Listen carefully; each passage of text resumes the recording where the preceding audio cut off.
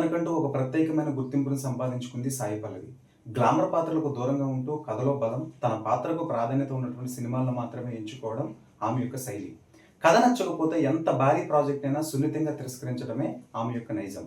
అందుకే సాయి పల్లవి ఒక సినిమాకు సంతకం చేసింది అంటే అందులో ఖచ్చితంగా విషయం ఉంటుంది అనే నమ్మకం ప్రేక్షకుల్లో బలంగా ఉంటుంది. ప్రస్తుతం బాలీవుడ్లో తెరకెక్కుతున్నటువంటి ప్రతిష్టాత్మకమైనటువంటి పాన్ ఇండియా మూవీ రామాయణలో సీతగా నటిస్తున్న విషయం అందరికీ తెలిసిందే.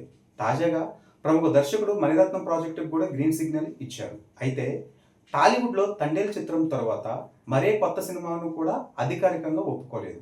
ఈ నేపథ్యంలో సాయి పల్లవి తదుపరి తెలుగు ప్రాజెక్టుకు సంబంధించి ఫిలిం నగర్ వర్గాల్లో ఆసక్తికరమైనటువంటి వార్త విపరీతంగా చక్కర్లు కొడుతుంది.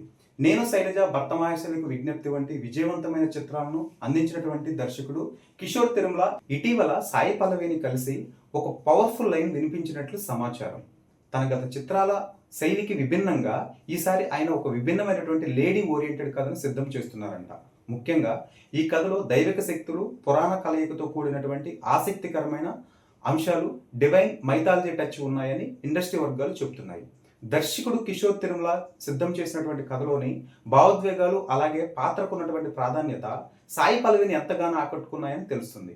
కథ సాగే విధానము, నటనకు ఉన్నటువంటి స్కోప్ నచ్చడంతో ప్రాజెక్టు పట్ల ఆమె పాజిటివ్గా ఉన్నట్లు ప్రచారం జరుగుతుంది. సాయి పల్లవి స్క్రిప్ట్ పై చాలా జాగ్రత్తలు తీసుకుంటారు.